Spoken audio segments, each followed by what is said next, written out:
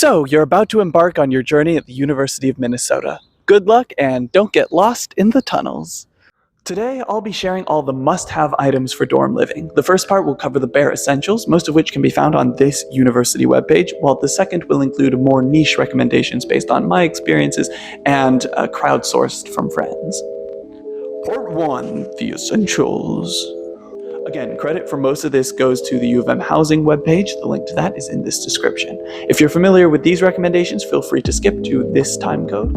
Be sure to bring your own pillows, blankets, mattress topper, and sheets. All residence hall beds are, famously, twin XLs.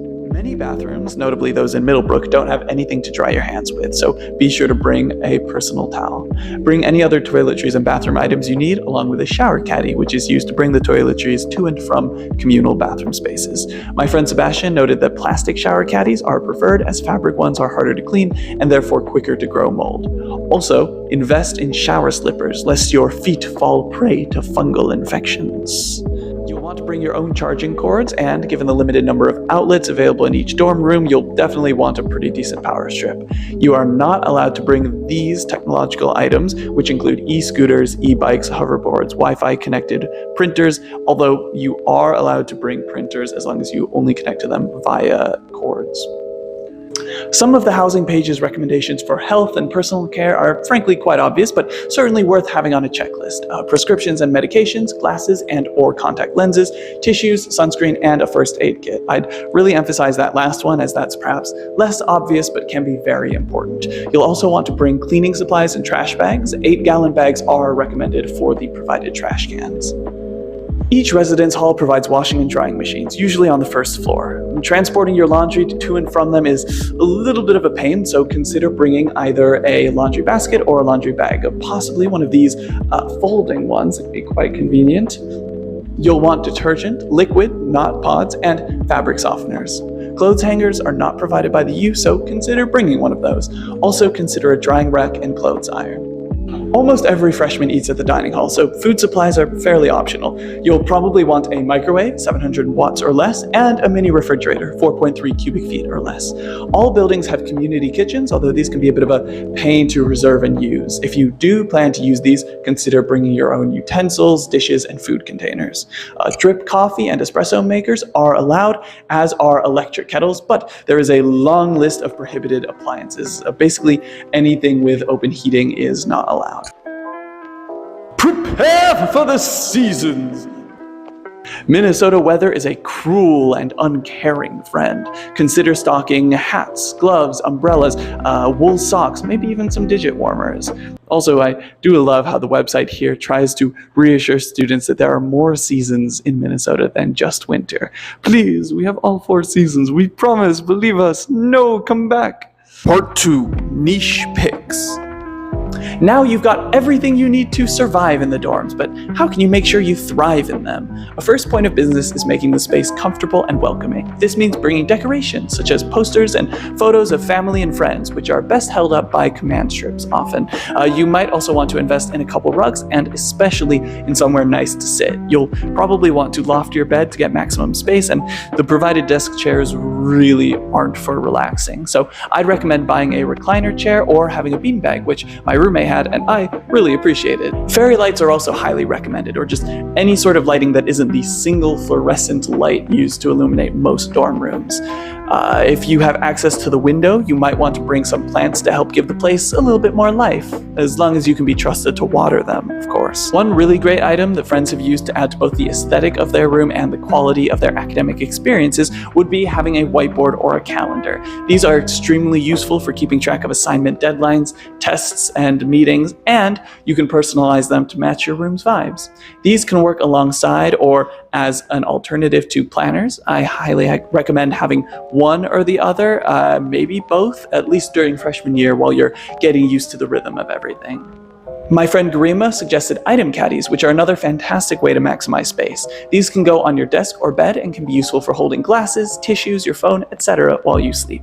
If you're someone who prefers having your phone next to you while you sleep, you also might want an extra long phone charger, and if you like to read before going to bed, consider a clip-on reading light.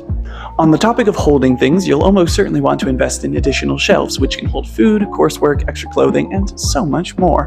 Practical items are also great. Consider stocking some type of tape, scissors, and, if your major necessitates a lot of paper handouts, a 3-hole punch and a stapler. Another very practical purchase, water bottles are incredibly important. Brita pitchers are also very useful. It's so much nicer than having to just go to your floor's water fountain every time you need a drink. Ice makers can be especially useful, especially if you don't have room in your fridge for Brita and you'd like cold water. Water pitchers are especially appreciated by guests. Dorm rooms can be great socializing spots, and dorms themselves are often a hub of new friendships during freshman year. If you know you'd like to host people in your room, consider bringing items that can facilitate hangouts. Board games, card games, video games, tarot decks, movies, whatever suits your fancy. It's always nice to know that you can count on your room as a hangout spot. Plus, you can always bring these to community spaces, and finding friends who enjoy similar hangout activities is always really nice. Dorms can be notorious for their scent, so be sure to care for your air. Fans are recommended. Thank you to my friend Aishu for suggesting I add those, especially in case your AC happens to be inconsistent or you just appreciate having fans for white noise. One of my friends also suggested that I add essential oil diffusers, so if that's something that you appreciate, bring one of those. Some friends had advice for what not to bring. One said, quote, "Life got much more enjoyable when I stopped worrying about spending money on snacks that would make me happy / make the meal plan less depressing," end quote. And I think this is an excellent point. Although I would definitely advise having some snack foods as a backup in case you're sick and stuck in your room, studying late at night, or just miss the dining hall hours. But yeah, definitely maybe not something to prioritize and worry too much about. My friend Maddie said that she brought, quote, "a lot of trinkets that I thought I would like to have around, but they honestly just took up desk space," end quote. And this is a very good point. 99% of dorm rooms are pretty cramped, so finding a balance between personalization and personal space is important and can be a difficult equation to solve.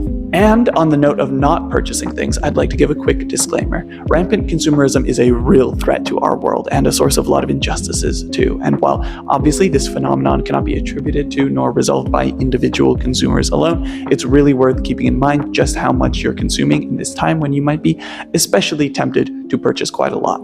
But also, please buy things that you need to be comfortable and healthy physically, mentally, and so on. I don't want this video to come off as a ringing endorsement of mass purchasing, but also this is a stage of life where you just need a lot of stuff, some of which you haven't had to provide for yourself before.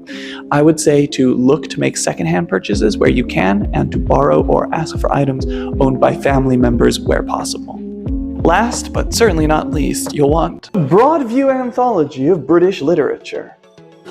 With a friend like this, who needs...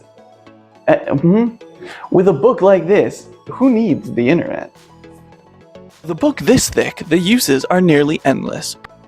For the low price of $135, this bad boy could be yours. And yes, that's more than the market value, but I like to think my annotations are worth at least $10. Plus, this is genuinely a great resource, a great reference. It's a lot of kind of fun to have around. I've barely even read a third of it at this point, and it's kind of useful for some writing projects. I've changed my mind. And those are the basics. Please feel free to comment with any items I might have missed, and while you're at it, check out my other videos about the University of Minnesota. Best of luck with your freshman dorm experience, and I hope you have a wonderful day.